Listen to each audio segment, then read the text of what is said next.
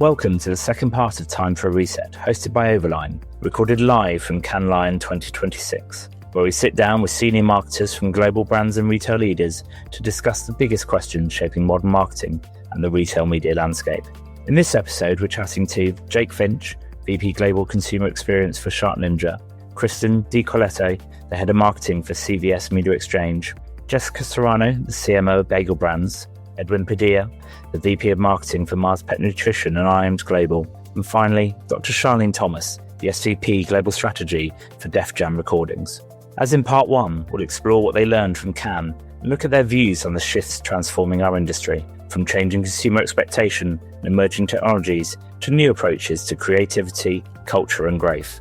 We'll also discuss what's driving change in their business, the opportunities they see ahead, and what marketers should be resetting as they prepare for the future. Jake Finch, welcome to Time for a Reset. Great. Thanks for having me. We always start with, what would you reset in the marketing and, I guess for you, CX industry? For me, the reset would be along the lines of looking into how you engage one-on-one with the consumer. I think AI is going everywhere, but I think it's still the humanity in it, and looking at how those moments build trust in the brand. Right? It's all well and good you got them in the funnel, but now they're there. How are you keeping them there? How are you engaging with them? And how are you building that loyalty and trust? Yeah. And you talked a bit about one-to-one. I know that you come from a CX background, not a marketing background. How did you get into this wider side? And what's your view of Cannes as maybe I hesitate to say outsider, but maybe somebody that's adjacent? Yeah, it is adjacent, but I think it's starting to blend in more and more into what marketing could and probably should be as things evolve. You know, I've done many roundtables at Cannes. You got to meet people. You go around and you listen to different opinions. And one thing that I found very interesting coming from my background that's not in marketing is around some of the metrics that you hear, impressions and all these sorts of things. We've seen billions of impressions. But really, what we think about at SharkNinja is, great, someone saw it or someone engaged with us, but did they then become a fan? Did they then become a creator? So impressions, I find, is an interesting one versus, say, did it actually drive to an action? And that's what I see more in my world, being the outsider, is that there's a direct, you have the conversation, there's an action, there's an outcome, you can measure it and look at it in a very direct and specific way. That is, we did something and therefore the consumer reacted. And ideally, all those reactions are positive. And how does that manifest at SharkNinja? You know, obviously a huge brand. Yeah. I was talking about that earlier. But how do you see that sort of maybe not a unique brand, but something that one-to-one relationship is important? I think it all comes down from a cultural mindset. We look at things from a lens of putting the consumer in the middle. And many brands talk about we built for the consumer, right? But you know what's interesting about SharkNinja is that myself being from CX, the call center, I don't know how many brands are like this where I have a seat at the product table. So if we're running into a scenario where it's not passing what we would call the mom test, like, would you let your mom buy this product that we're about to launch? I have, and our CX team has enough influence in the business that we're able to say, no, this isn't good enough for mom. And no, this isn't the type of product that we would like to put in the market, or it's not quite finished yet. We just got to fix this one last or these last two things. And then we've got this great product that drives to this, our CEO, Mark, always talks about building our brand, this huge brand that's become from, I've been there 16, 17, 18 years, from where it was growing 20% every year, is one 5-star review at a time. And you have to earn it. You don't just get it because you had a cool marketing slogan. You get it because you have an amazing product at the end of that slogan. And that's where we spend all of our time putting that energy back into the product and for the consumer. Yeah. And so you lead that CX side where people are in so many different places, so many different opportunities to engage. How are you thinking about that on a day-to-day basis? That's a great question. So that's been probably the single most interesting journey we've been on over the last 5 to 6 months. And I've been going back and forth with. So funnily enough, at SharkNinja, CX is inside of brand and marketing, and been going back and forth with our CEO of how do we start engaging better in all the places. Like, we sell on TikTok.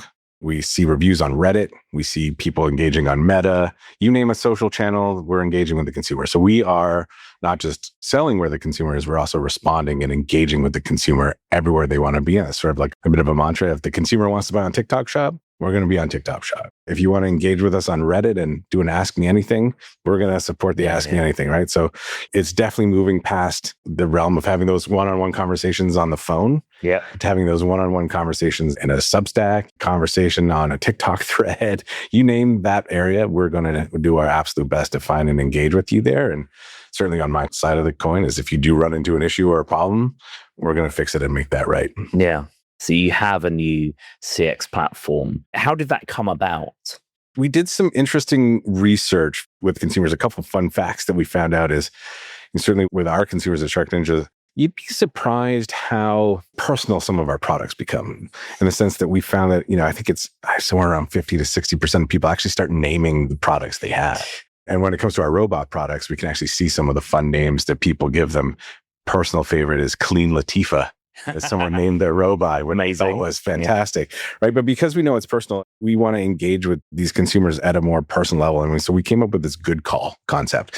And the good call is really the principle that no one really wants to call customer service. So there's an element of like, how do we stop you from doing this? How do we remove those friction points? But if you do happen to call, we want you to leave going, hey, you know what? That was pretty good. And how do you do that? We do our utmost to be there on time. We know consumers hate waiting. Who wants to call and be like, oh, good, I'm on hold for 20 minutes, right?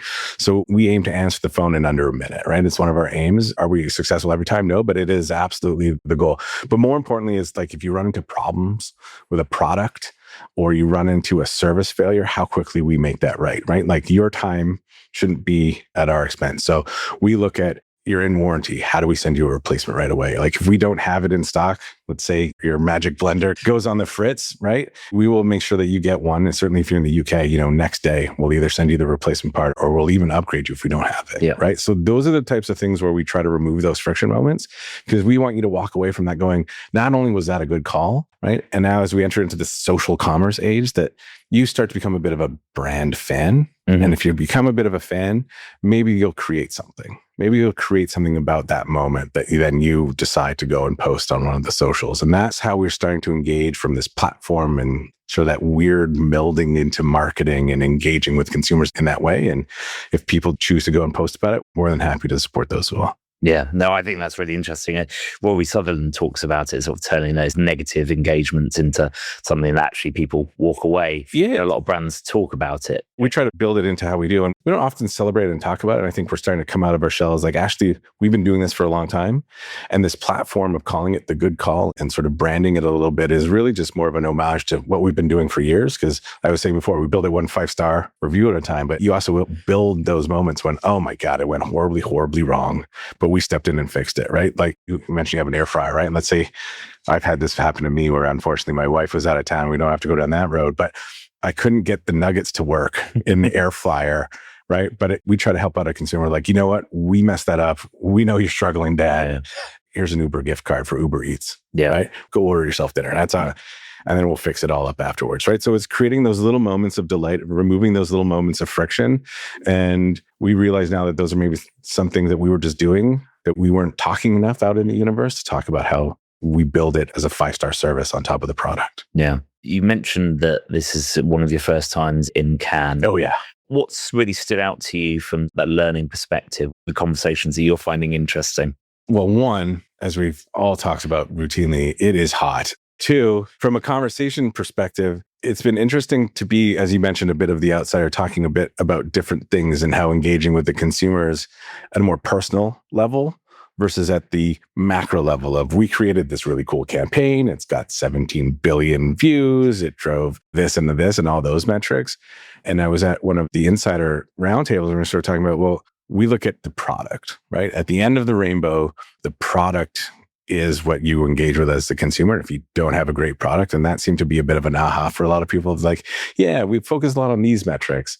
But what about the star rating of the product? What is the actual consumer saying at the end of the rainbow of all of this marketing that empowers them and gives you that real feedback of all those metrics? That is, well, the product actually did what you said it was going to do in all of your great advertising. Yeah.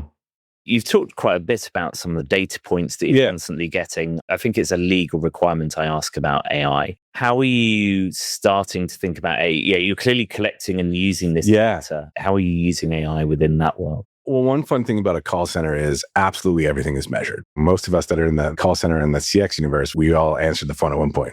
Every minute is tracked. One of the powerful things we've gotten that's actually empowered the Good Call platform is leveraging AI to look at moments in the call. If you're having a tricky call and the agent isn't delivering up to our standard, AI will now flag that for us, right? And dives in. Now, from a reporting and the data and all that perspective, what's been interesting at SharkNinja, we did this thing, and if you follow us at all on LinkedIn, called Jailbreak. And we took 4 days off for the whole business.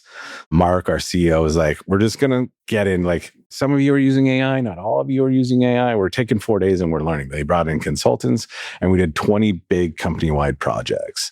And one of those projects I was lucky enough to be a part of was to look at all the insights of this data that's coming in and how do we feed that back into the product development and to spur the innovation at the company of getting into all this AI. Is he also put up $1 million in prizes. Oh, wow. Yeah. So go embrace it and learn how to do it, not to replace what we do, but to augment all the stuff and remove some of those, everyone here, AI says, remove the menial tasks. Yeah. And we are finding that we can look into the data just so much faster and find more problems to solve. Yeah, totally. And then you said you'd been at SharkNinja sort of, I think it was 17, 18 years. How do you advise people coming into, I guess, the world of work, but the CX world, the marketing world? What's your view of the challenges they face and what would you advise? The best advice I ever got, and I continue to hammer it home to myself, is two things. One, say yes to the opportunity, right? Yeah. The amount of times people are like, I don't know, maybe. Just say yes and see where it takes you. And the second piece is all the things you don't like doing, put more effort into those than the things you do like doing. And it'll pay off immensely if you focus on the things that might not be of keen interest to you as much as the ones that do interest you. Yeah, fantastic. Jake, thank you for your time. It's been great having you. Yeah. Time for a Reset. Yeah, great. Thank you. Welcome back to Time for a Reset podcast. I'm Fiona Davis, your host on GM of Overline. And with me, I have the lovely Kristen from CVS Media Exchange today. Welcome. How are you doing? Thank you. How are you enjoying Cannes? It's hot. So that's the theme of the week. Absolutely. Very happy to be inside in the air conditioning today. So I'm going to dive right in, Kristen, with a question about value creation in retail media network. You obviously run the marketing for your network. What do you think the biggest opportunity is for retail media to create more value for brands and the audiences that they have? Yeah, that's a great question. So at CVS Media Exchange, I think our biggest value is our loyalty program data. So in the trust that we've built with that program over the past 25 plus years of its existence. So everything we do is focused on our extra care customer and ensuring that we deliver the best possible experience for the extra care member and the CVS customer each and every day. And so for us, it's really about making those personalized connections between our brand partners and our customers. And when we originally launched almost 6 years ago, that really started off of our CVS platform first, which was much opposite of how other retail media networks were getting started. And that was really just because of our customer behavior and where they were consuming media, consuming brand messages. So we started that originally offsite. Then we started to bring those messages on site to CVS.com in our app. And now we're really excited to really have a fully integrated in-store offering as well. And that's really where we're creating that huge value for our brands, is to be able to help them create complete omni-channel messages and campaigns offsite, on-site, and in-store. And so as we really think about what is that complete end-to-end experience, it's not just taking a programmatic ad and throwing it up right on the new front store screens that we have in store, but creating those really dynamic moments for the consumer and really bringing those brands to life. And at the end of the day, it's all about measurability and how do we really show and drive performance and insights, and delivering those really robust insights during the campaign, as well as wrapping that campaign up with a bow at the end. And not just delivering the performance, but delivering, again, the insights that our brands can use to continue running campaigns with us, but also take those insights and improve their performance in other places as well. You guys operate in quite an interesting space as well, because it's not like direct comparable to like a supermarket chain or something, because you've got all the regular store products where you can buy food, beverages, all that kind of stuff in store, as well as the medications and stuff. So it's quite a different experience than what you get like at a Walmart or something like that, right? Yeah. Yeah. How do you see the retail media space evolving over the next 18 months? Yeah, I think the biggest evolution as we think about how retail media will continue to evolve, it's going to be continuing to build those brand experiences and those brand moments. And for us, it's really been some of our partners really pushing us. Our partner Opella is a great example where they came to us with their brand Zysol and really wanting to be able to create more experiential moments with our customers. And so how do we actually then start to take the store out of the store to the sidewalk, to the parking lot? Creating these experiential moments enables the brand to have a deeper connection with the customer. Right now, research shows that only about 30% of brands are activating experientially, but the performance when they do is huge. Yeah. And we know that obviously brands are investing in sponsorships, whether that's sports or other. But what they can't really prove is always what is it driving in terms of unit sales? What is it driving in terms of new buyer metrics and conversion to brand? And we have over 7,200 standalone stores across the US. So when you think about just our overall footprint, our localized community assortment and messaging in each of those stores, we can help those brands bring their brand message to life, whether they're activating in that local community through a sponsorship or through a sporting event. And how can we really show that they can really test into experiential as well, so they can start small with a small sidewalk event, or they can go really big and really follow a sponsorship that they might have through multiple sporting outlets and activate that through sampling, through couponing, through having a small sporting activation. Yeah. We have brand partners who are sponsors of different sporting events, and how can they actually give our customers the opportunity to participate in that sporting event in our parking lots and then take away some really cool free gifts. Yeah. But we're also showing that we're actually not only driving same day sales, but when you actually look at the next 60 days of performance for those brands in the stores in which the events took place, we're seeing a really huge incremental sales lift, which the brands have been really happy with. That's interesting, isn't it? We've seen so many great examples of experiential marketing this week and had some great stats that we were talked about. Actually, last time I was in New York, they had Netflix and MasterCard experiential thing where they literally had people come to the red carpet. It was like a fake red carpet and did a full activation, and people were buying all kinds of merch there. It's what the consumer remembers, right? Yes. It's creating that really special, magical brand moment, what not only helps to continue to increase the value of the CVS brand, but also the value of the CPG brand that we're partnering with as well. So it's a really special moment that we can bring to our customers and to our stores and the local communities in which we serve every day. So that was my follow-up question to you, is around, obviously you're starting to see retailers who started out in a performance space, because it works in a performance space. You can measure closed loop, but now there's more demand. Or are you seeing that same demand from the brands to go more into the upper funnel and more into that, not just at the consideration stage and the brand awareness levels? Yes. Is that something you've seen the shift towards in the last 12 months as well? Absolutely. I think we're all aligned that the typical marketing funnel that we all learned, in business school is really no longer fully relevant, because the journey to discovery and purchase is not linear at all, right? We're all doing research in multiple different ways. We were chatting about creators previous to jumping on. So we're learning about different products and services in all different ways. And what we know is that our customers who are going to our website to do research are typically making a purchase in store, not online, right? Within 48 hours. So there's over 50% of customers who are doing the online research and then going in store to actually make that purchase in store. And that's where it's a lot harder to measure. So we have, as we mentioned before, in-store screens, right? When you walk in the store, we have a front entrance screen. We have our trend cap screens within our drive aisles. We have our waiting area screens. We have screens at the point of sale.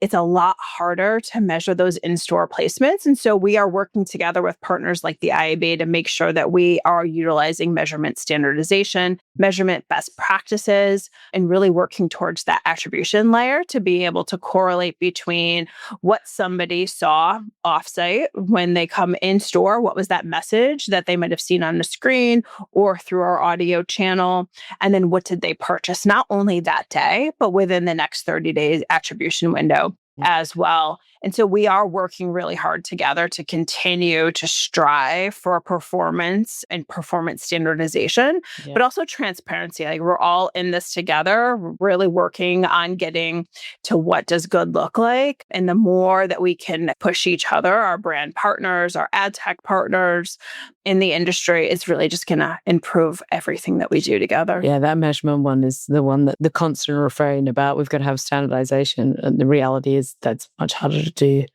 than just say out loud, isn't it? Because people measure categories different. The way people think about what's net new to brand, what's net new category is different depending on the type of retailer it is as well. So that's right. But we have to be transparent in how we're measuring, right? Because it's not fair to the brands that are investing in us to not be able to compare their performance across their entire spend either. And so media networks can't grade their own homework. They need to be really transparent and follow those standards in order to be transparent in how they measure, what they measure, and then ultimately the performance that they saw so that the brands can make those informed decisions about where to put their next ad dollar.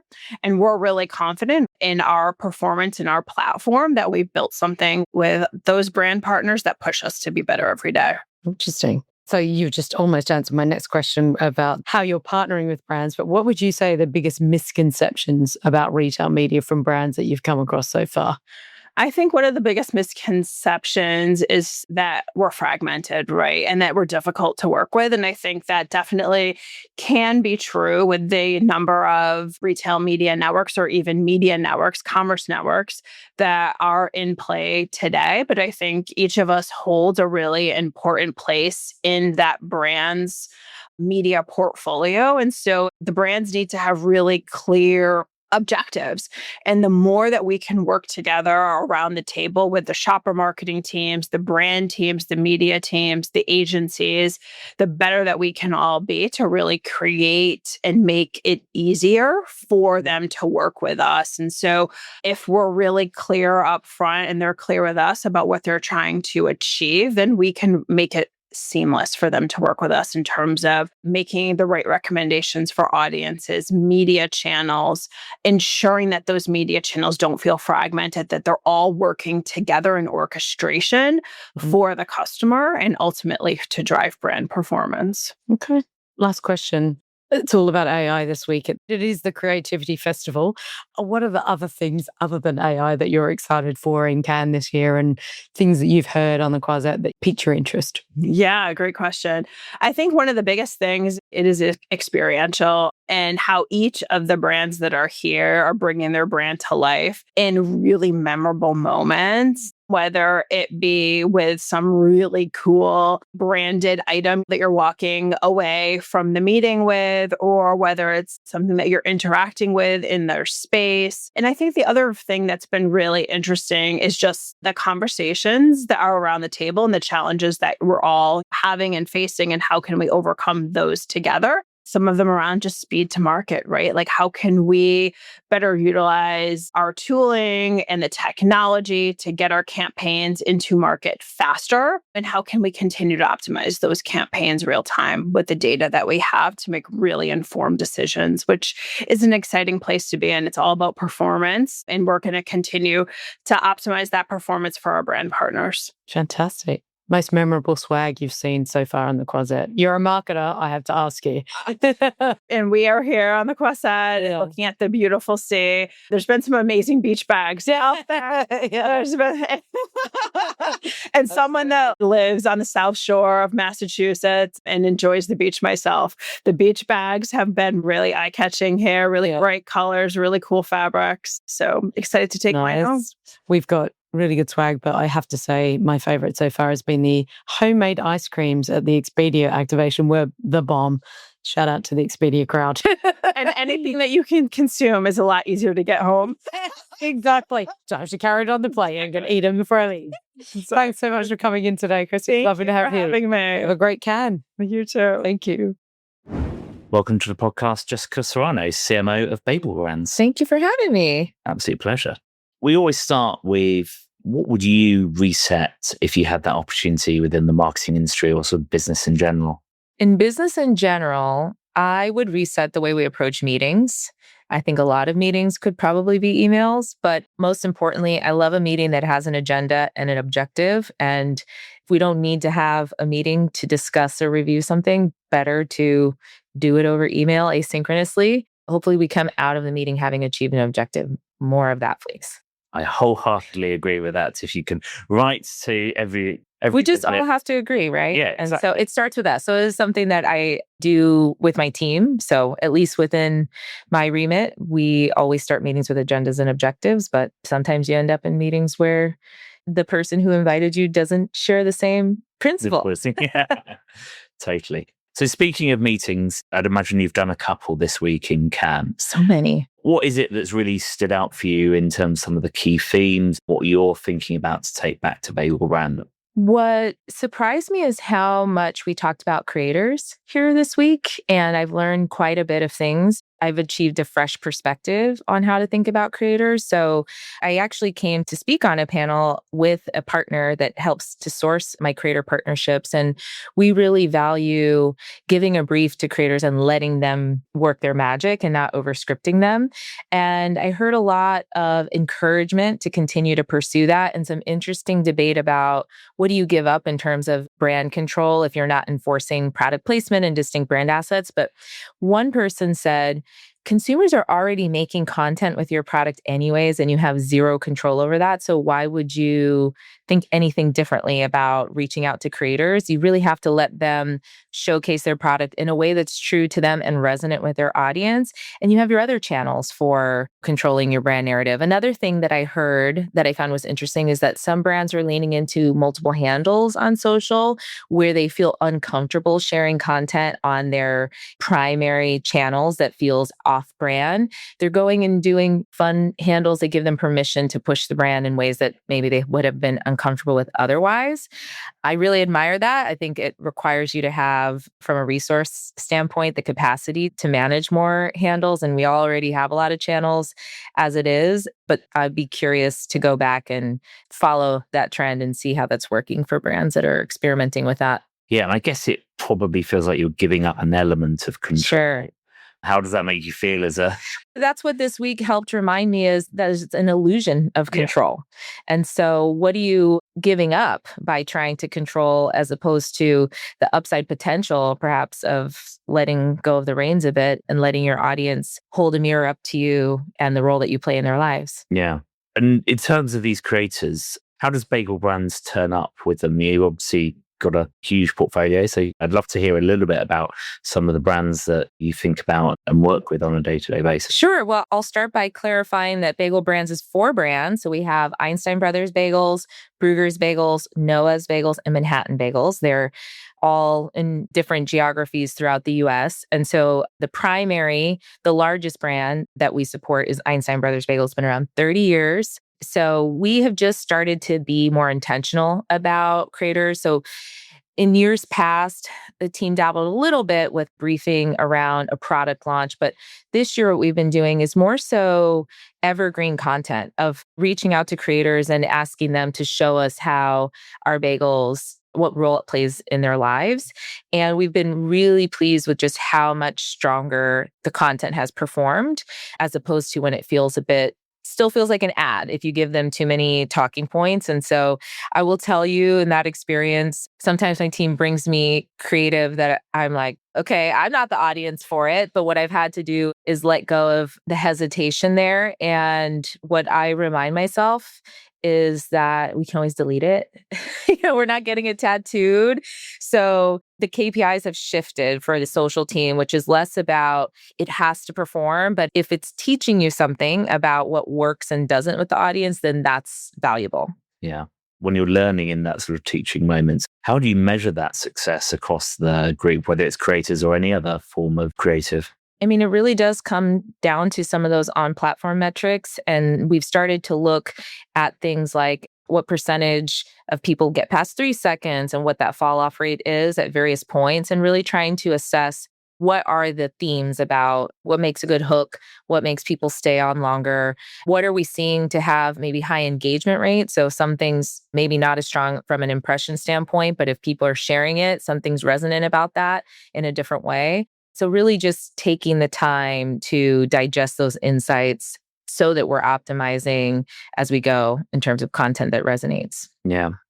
And the other probably big talking point has been AI within marketing and how it all operates. How are you actually using it within Bagel Brands? I feel like this is the year when all the hype turned into something real and businesses actually using it day to day. I'd love to hear a little bit about how you're using it as a marketing team, but also maybe the wider business. Yeah, if you would have asked me last year, I would have suspected that we as a team would have been further along by now in using it for creative, but it's just not been the case yet. We'll see. Ask me in a year if we're feeling differently about the role that it can play for us when it comes to creative production. We have used it for voiceover and had some success with it in that regard, but more so systems and ways of working and guest research. That's one of my favorite use cases. So in the restaurant business, receipt data for decades has been a primary means of getting back NPS type insights, but they're quite static. And, you're asking someone a day later how their experience was. And so we started working with a team that actually has conversational AI that the guests can engage with right within the four walls. And the feedback that we're getting is so much more nuanced than rate your experience on a scale of 1 to 5. You start to hear things like, well, I would have liked more high chairs, or I didn't like the way that I had to serve myself the coffee, as an example. And those are the kinds of insights that really are much more actionable than like, this bakery has a 3.5 and this one has a 4. Why? Like, we're really able to get into what actually drives those metrics. So that I think we'll continue to see. I mean, something I'm curious about but haven't yet experimented with is synthetic guest research. So we'll see. That's something I'd like to experiment with, but I certainly want to be cautious on that front because in some ways I'm just old school and I'm used to a good old fashioned focus group with people around a table. But, I think in this day and age, you have to hold on to the foundation that is sound, but also be willing to experiment and see where AI could take us, where we could advance when it comes to using AI. Yeah. How do you see it developing over time? I mean, you touched on that synthetic data piece. Do you feel like you're interested in exploring AI in creative, or is that something that maybe you're changing your view on? No, I really do. And probably is just a factor of not quite finding the right partners yet. It really does require carving out the time and having the courage to break away from systems. And, maybe perhaps we'll test it on one of the 4 brands as an example in terms of moving forward on it. But to answer your question, the future of AI, I mean, it really will be these agents. So I envision a future where my team is able to delegate to an email agent, a social agent, and come up with campaigns that are cohesive across all the different verticals. But we're not there yet today as a team. Yeah, I think a lot of teams aren't there. Yeah. And in this rapidly changing world, like you've had a great career over the last 20 or so years, but what would you advise somebody who's coming into the industry now, those sort of new graduates or maybe not even graduates who are looking just go, I want to just get out there into the world of work? It is a interesting, maybe even scary time. The future feels very unknown, but I suspect probably lots of generations have had some version of that in the past. And in the face of change, I try and think about what are the things that feel the most universal. And I'd say any opportunity to find a unique way to provide value. So I think if I were a young person, I might get my foot in the door by trying to offer reverse mentorship. We just talked about AI and social. And as a young person who might be more native to those concepts, could be a great way to get your foot in the door, is reaching out to a leader and saying, hey, I'd love to offer reverse mentorship. I think a lot of people reach out seeking mentorship, but you can also provide value to someone who's more senior than you as a young person who's growing up, just knowing these things from such a young age. And I pursued an MBA to get into this line of work. And that's, while lots of people still do that, there's a lot of ways to just get out there and start doing the work. And I think social is a potential avenue of just getting out there and learning what it is to represent your own brand, create content. So those would be the two areas I would suggest focusing on, is either through the lens of content or creatively through adding value to somebody with a skill set that they might not have. Yeah, I love that concept of the reverse mentorship. I think offering value to somebody else rather than taking is definitely, for anybody, wherever they are in their career, is right? wise thoughts. Thank you so much for your time. It's been amazing to speak to you, and enjoy the rest of your camp. Thank you as well. Edwin Padilla, welcome to Time for a Reset. Thank you. Thank you for having me. We always start with a view of what would you reset in the world of marketing. That might be from your view of Cannes or just something that you would change in the industry.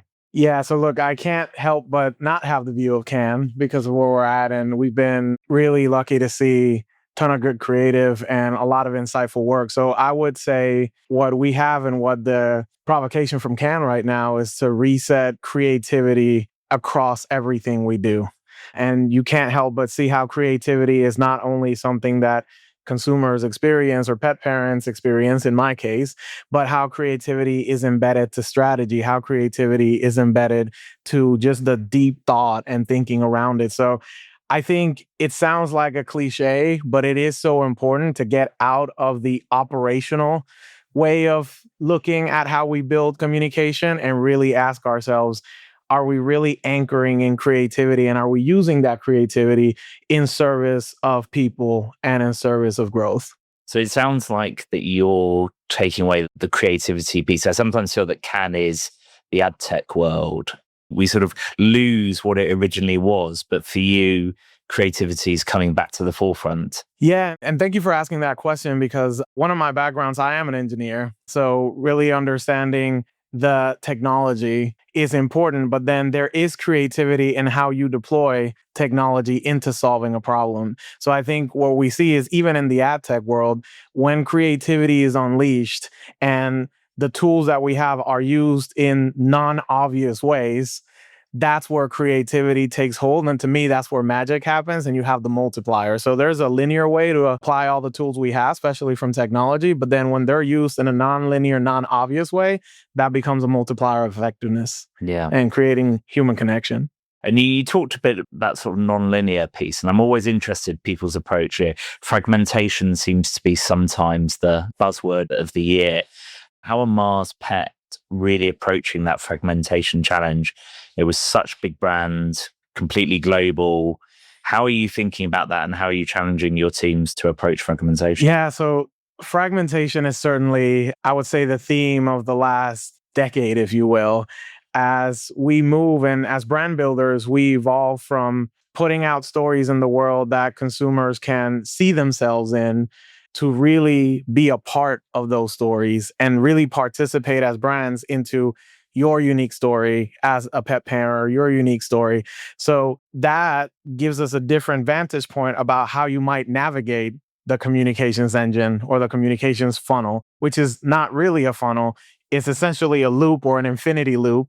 So the way we deal with it is we look at our paid, earned, shared, and owned assets and see each of those assets as really a gateway to an experience, a door that lets you into an experience that we've created. And we always say no dead ends. So make sure that door leads you to the next place and to the next place, always with the pursuit of generating value for you and what you're looking for at that moment. And again, back to the previous question, that's where technology allows us to cater that experience in a way that's always in service of you. And for us, it's always the pet parent. Yeah. And you touched on the technology bit there. And obviously AI is so front and center in feels like every conversation in the agentic place. But in terms of how you're using AI to deliver some of those promises of moving between the doors, how is Mars approaching that? Yeah, so I think there's the more traditional, I don't want to say traditional because AI, there's nothing traditional about AI, actually. The more widely spread way of leveraging AI, which goes into your media strategy and your audience strategy and really understanding that. Where I get really excited about AI is when we use it in addition to that to also solve problems. So in the no dead ends mantra that I'm telling you, we have an example on IAMS where for pet health, stool quality, so poop, feces, is a very important indicator of health, not only because there's science behind it, but because pet parents are exposed to it and have to literally pick it up. So then one of the things we do is we talk about that message and talk about how IAMS helps deliver that. But we've also created this digital tool called Poop Scan that allows you to scan the stool of your pet and gives you insight as to the quality of that stool and if it's okay, if it's too firm, if it's too wet, and you need to take some action. The engine behind the image recognition of the stool quality, it's completely AI powered. Yeah. So when you use AI to help people in a non-normal way or non-traditional way, it creates this magic. And that has become one of the gateways to our experience. A lot of people come in through the brand experience by the Poop Scan tool because they're seeking for help. So that's, I would just say, just one of the ways. And we have so many examples with Pedigree Adoptables, if you're familiar with that campaign, who won last year. The use cases that I like are the ones that really help drive value to consumers or pet parents. Yeah, and I love that also because it's something that wasn't possible a couple of years ago. You're not just reimagining something that already exists and badging it with AI. Exactly. It's completely new. Just going back a little bit to going through the doors, I love that analogy. But how are you measuring those people and where they are? Because I'm sure sometimes they get stuck in a door, to maybe overwork the analogy. How do you measure that journey?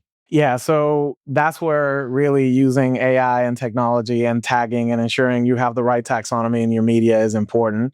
And it's really finding the right partners and the right methodologies. That's where our partnership with our agency, with Publicis and Omnicom, and even Weber, our agency ecosystem, really helps us understand what's the right taxonomy, what are the right KPIs that we're trying to achieve, and then really setting up the infrastructure in place to measure what we need. Because in this day and age, we have so much data, but I think we forget, and maybe that's another reset, is really using known performance indicators. That's what KPI means. Yeah. It's not just facts.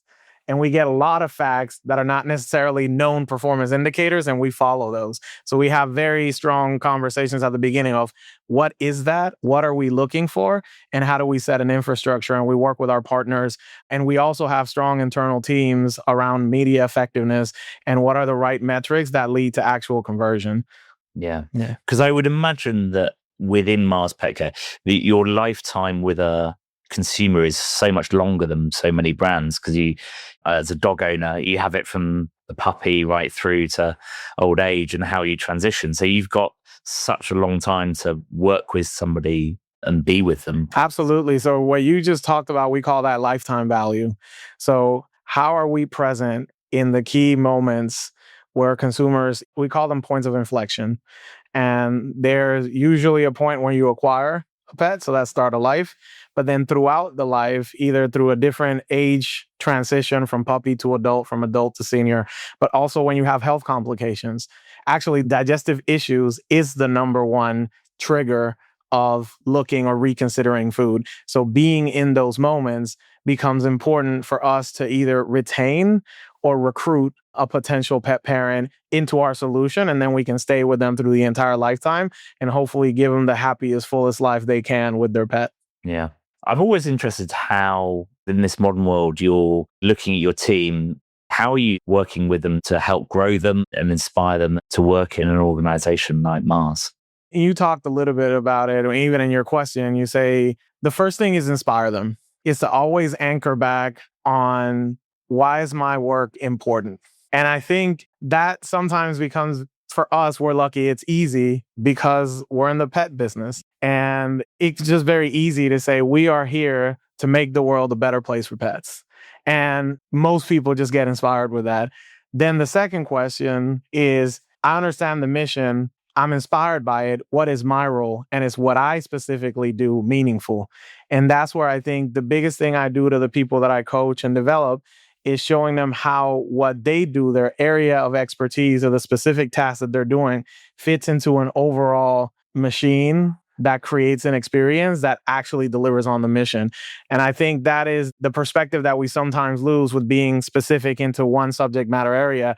We lose sight of, okay, but how is this impacting pet parents? And how is this making the world a better place for them and improving their lives? So what I find myself constantly doing is provide people the perspective, because I'm lucky enough to see the entirety of the machine and then see how that enables the end goal. And then at the end of the day, last thing is culture, right? When we create a culture that people feel comfortable to bring themselves to work, comfortable with challenging or bringing new ideas, that comfort breeds trust, and that trust breeds competency. Yep. And when people feel comfortable and they trust you, they bring so many good ideas, especially the younger they are, especially the more in touch. They bring incredible ideas that we just need to be open and chase them.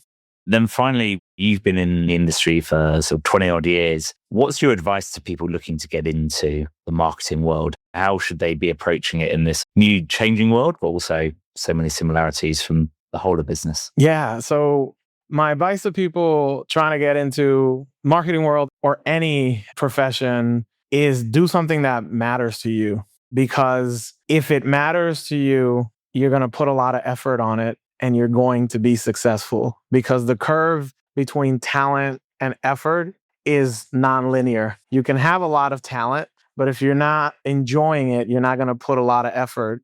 And conversely, if you have the talent and then you love it, you put so much effort that it gets you to a place where you get rewarded in front of the world. That's what we're seeing a lot of people this week. So the hard thing is, how do I know if I love it? And that's why I tell people, seek mentors, talk to people. We're a lot more open than people think. I take so many calls. The challenge is almost mustering up the courage for someone that's trying to get in to then call a senior leader. But at least in Mars, everyone is willing and open to talk to you. So just having that perspective, understanding what it is critical so you can make the right choice for you. And then look, it's happened in my career too. Not be afraid of change. I try some things that I didn't necessarily like. So I pivot. A career is called a career for a reason, because it's not a sprint. Yeah. Right? If you do it right, it'll be a very long journey. And like every journey, you have to course correct along the way. And not being afraid to do that, I think ultimately drives to the success, but also the enjoyment and the happiness of doing something that's meaningful to you. Yeah. Edwin, it's been an absolute pleasure talking to you. Thank you for taking the time to speak with us. Thank you. It's been a pleasure as well. Well, I'm excited to have a chance to talk to you again, Dr. Charlene Thomas. We have been running from one end of the closet to the other this can season. What, if anything, would you hit reset on? In relation to can, or just anything for the first 6 months in the year? I am open to whatever comes to mind for you. What do you either just want to do over? What do you want to do in a fresh way? Okay, I'll start with can. Okay. What would I reset? Finding a fan that was powerful, had some mist to it, and just not like one given out to you, like a real fan, maybe like a Dyson fan. Yeah. So maybe packing that. I think I got enough flowy clothes, but maybe they could have been a little lighter in material. Yeah. Because it's super hot. Yeah. So that would be reset for Ken.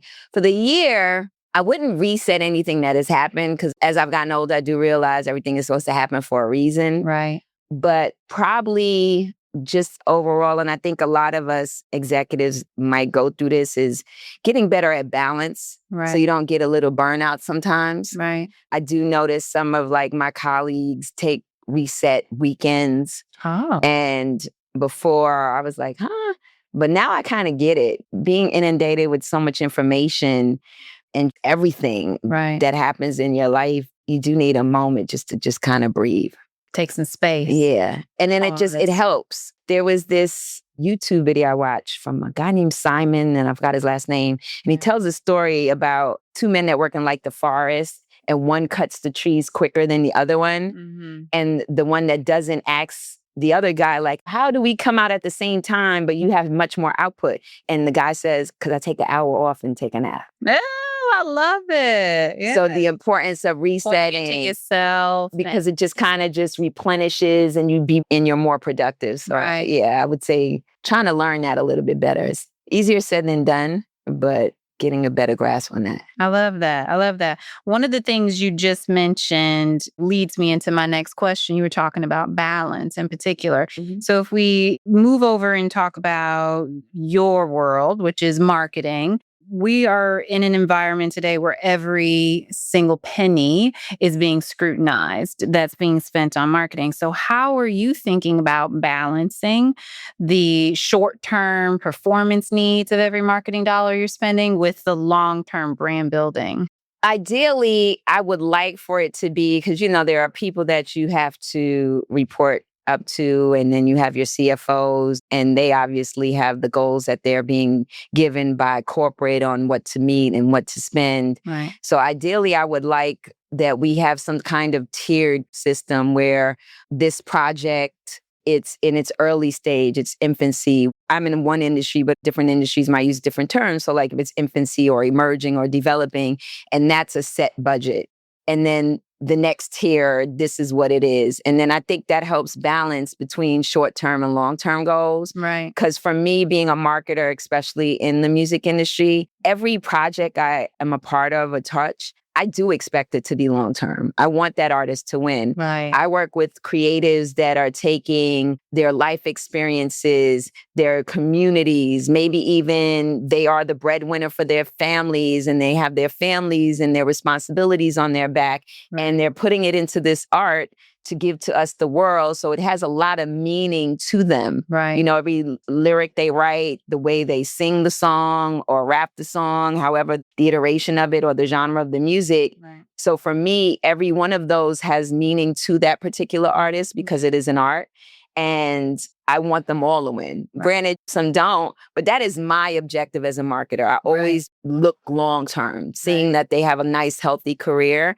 So I'm giving a little bit more guardrails because like you said, in this economy today where a lot of companies are more data-driven and it's not as passionate as it was, Right. music 10, 20 years ago was more passion-led. Right. Now that the companies are actually paying attention and it's about bottom line, a lot of things are streamlined, a lot of things are stringent. So you are sometimes cut off at the knees with your marketing budget. But I think if we put some kind of tiered mechanism in place, it helps us to plan better. Yeah. And then you have those outliers. You have where, again, just relating it to music, you have where a song may work that you didn't think, Right. And then that requires something else, but it's the exception as opposed to the norm. Yeah. And I think that might be a better way of balancing it. And I wonder if sometimes a song works in one instance and it doesn't in another. Do you think that has to do with the evolution of how your consumers or how people are finding or discovering the music? yes. Because there's such a fragmented customer journey that we are all dealing with right now. How do you adapt your marketing Yes, strategy to that? That is truly the case. Living in Manhattan, I always wonder, Manhattan is 7, 8 million people. I think 8. Hey, right? I saw. Yeah. And I wouldn't just say this is just to music only. If we can sell 10% of that, right? Because how many of our companies really, just for Manhattan alone, right? It's Right. just a borough Right. that we can say we sell 7 or 8 million products. Yeah. We only get a fraction. So just to even realize that we're in this one city that spans from X amount of blocks Yeah. and we're still not hitting every demographic. Yeah. But then on the flip side, it's like, oh, there's just so much more. There's so much that everyone can get a piece of the pie. Yeah. So like you say, with music, they serve different fragments. They serve different sectors. Right. Because artists are also niche marketers, right? They represent their communities. They represent certain cultures. Right. And how do we serve that? How do we, what we use for one song and the way we market that, say, will this work for this? Right. I think that's the marketer. Right. That all comes down to the individual that's in charge of bringing this vision to life and out to the world, them understanding that everything is not the same. Right. maybe their audience is Yeah, going to respond audience in are a never different manner. So they the need times it's being a true marketer, yeah, which is not going to be done by sitting in an office. right, You have to get outside. right. Like, just give an example. I live in New York, but I can't say everyone that's here in the south of France is going to listen to a project that I'm marketing. Right. But I will if I'm out here and I see, oh yeah, it's hot. And maybe they like songs that are like light. It's being outside and actually paying and getting context, trying to see. And we can't justify the whole world. Right. But if a marketer understand that we have to have different perspectives, right, that it's going to be easier to deal with fragmentation. But then that's also the benefit of having indies, right? We're here at Cannes, and I meet a lot of indie agencies. Yeah. It's also being a great leader, knowing that you don't know everything. Right. So maybe it is me hiring an indie and coming to conferences like this where I can meet different people and I get different ideas and they help me as part of a marketing rollout. And I love that because it relates to my next question. So how do you think about partnerships and relationship building, maybe with those indie agencies that you were talking about, to move beyond just the transactional level and really get into driving collaborative business outcomes? Well, a successful partnership has to have 3 parts. It has to be an understanding mutually between the brand, the partner, and the consumer. And one can't have a deficit because then it's not going to be successful. Right. The second piece would be trust. Myself and the partner, we have to be able to trust each other. Right. Because I have to trust that you're going to understand my brand, my product, my vision. And then I have to be able to trust you that you can deliver it. You know your space and you know your space. That's a perfect way of saying you know your space, I know mine. We have to have that trust. Right. And we have to be able to trust risk. Because you don't want an agency that just comes in and says, I can do whatever. Yeah. You might want them to challenge you. Right. Because that's why you're hiring them. It's like being a boss and having employees. Right. If you know more than every one of your employees, what do you need the employees for? Exactly. You should want people that know more, know more than you and your team, as opposed to, I just tell you what to do. Right. So you would like that. And then the third piece is understanding that we have to, again, get outside. We have to understand community. We have to understand culture. We have to be able to speak for the voices. We can't just think we know everything sitting in the room. Right. Community has evolved to be activated in digital spaces and places. And one of the things that we both have continued to hear a lot about at Cannes is AI and how it is building communities in some instances, but also how it may be disrupting communities. So as a brand leader, where are you seeing the greatest potential impact for AI in your industry? Well, before I get to mine, because entertainment is still a little bit behind, and respectfully so, because we have IPs that we're trying to protect, right? So not only in music, when I say in any creative space, I don't want to say AI is new. Like, people have to stop saying that. Where we started calling the phone and being prompted to press 1 if you want to get to this person, whatever. That is artificial intelligence. That is what that is.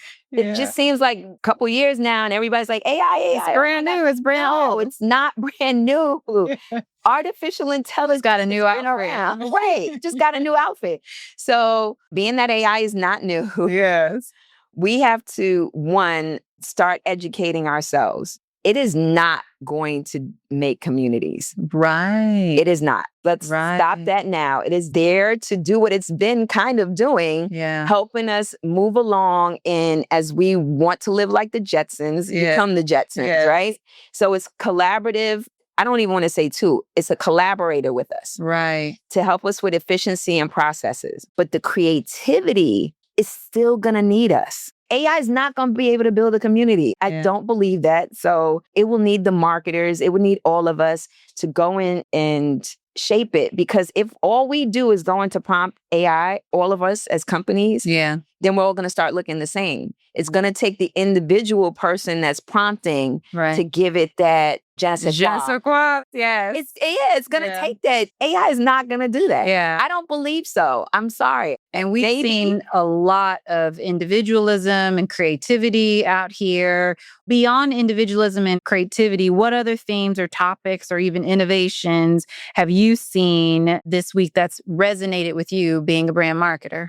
Well, AI has been on the top, and it's been really all has. that. Yeah, that level of discussion has gone a long way about just ethically, like even when I was talking about we have to start making sure, especially for intellectual property, that we are addressing how we're going to put guardrails in place. Because even though entertainment is dealing with the music artist or the athlete or a celebrity or actor, actress, it's also us. We don't want people using our face, our likeness, just on whatever. Deep fake, we've seen the movies, we've seen catfishing and all that stuff, and maybe, whatever. But like, that's real. So we don't want that happening every day. So we have to put some kind of guardrails in place and get those to start. That's been one discussion that I've heard, even down to the bias, and not just at a gender level, culture, race, because, again, it's language models that have been given information by whomever is inputting the information. I don't know who those people, and it's going to be biased across the board. Yeah, I had a really interesting conversation in a session, and they were talking about how they had purposely built a model that was reflective of a consumer who might have dysgraphia or dyslexia or other learning differences. And I thought that's a really brilliant concept to not forget to do. Yes. Assume that the model is reflective of the entirety of your consumer base, but your consumer base, especially when you're talking about younger consumers in particular, they have a higher propensity to some of these learning differences. So I thought that was a really interesting conversation. I mean, we say it about the internet, right? We still say, like, go on Google or Wikipedia. Everybody always makes a joke about Wikipedia. Don't believe Wikipedia. So just imagine that for AI. So that discussion. But again, I'm not against it by no means. I see the benefit of efficiency and process, because we don't want to be inundated with having 3,000 emails or 900 emails, whatever your email count is every day. Right. And like, shucks, I didn't get to all my emails today. So to have AI to be able to help streamline those kind of tasks, and hey, go research and pull this quicker before I go into a meeting. Right. Those are great, but it's not going to replace us. Right. It just can't. So there's a lot of new marketers that are here and new talent. What advice would you have for them if they're interested in getting into the music industry or maybe marketing in the music industry? Well, one, and for myself, because although I'm in the music industry, I've done sports, I've done fashion, is if you're a marketer, you're a marketer. Don't go into a company and they just call you a product manager. That's a skill. You want to be a visionary. You want to be a marketer.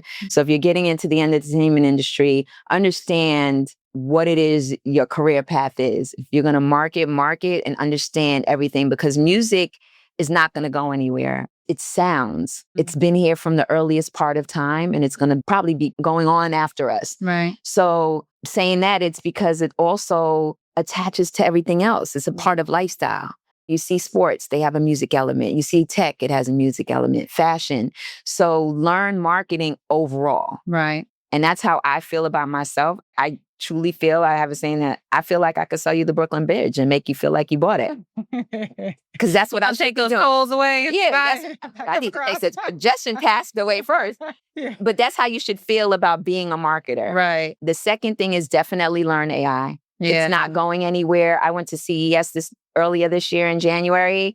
Everything you've probably seen in Terminator X or the Jetsons or something else, it's here. Yes. So it's not coming. If you're like it's landed. steps behind the AI, you are 30 steps behind where the world is really at. Like, I saw robots. I saw the things you put on your arms and make your strengthen. Like, I was like, oh, wait, yeah, we are far behind in where we're thinking technology is. Yeah. So definitely learn AI.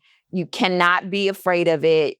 Just find someone to educate. I will say that it's only 2 months where I'm like, I get it. Yes. Earlier this year, if you would have talked to me, I would have been like, no AI. But it's because someone didn't educate me right. So be educated about it and learn everything. Like, especially if you're in your 20s, Go and learn everything. Learn some French, learn brand marketing, learn everything. Yes. Just learn everything. Yes. You don't know what you might fall in love Be with. well-rounded. Like, Yeah. that's what it is. But no, so, okay, I'm in music, so we got to make this a little fun here. Of course. And we're going to get some background Yeah. into this too. Yes. So, okay, we say Def Jam. Yes. Now, like I said, music's not going to go anywhere, right? Yeah. And there's a song in your life that is the soundtrack to your life. Everyone in this room. Yeah. Give me a song from Def Jam that's the soundtrack to your life. Mm. Any artist. And if you can't think Def Jam, I'll understand. Just pick a song. I was going to say a song, and I don't now. I just based on how it actually opens.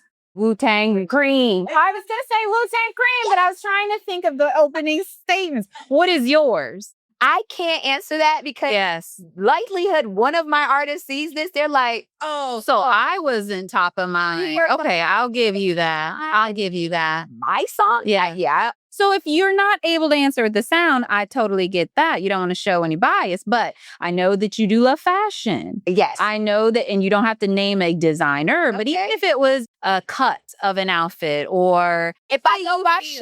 shoes, yeah. any designer that makes a comfortable shoe that we could walk this corset on, Yes. I'm loving you right now. Yeah. So shout out to you. I like asymmetric. I love stones. I like statement pieces. I love fur. Yes. They'll tell you that. Yeah. But everybody- not in this heat. Let me tell you something. Oh, no. That Not shit for the has- fashion. Not for the fashion. It's just too hot. But if you said to me, like, this fur hat might work with this outfit Yes. and you should wear it in Cannes, Yeah, you were like, do it. I would give that a second I thought. will do it. Yeah.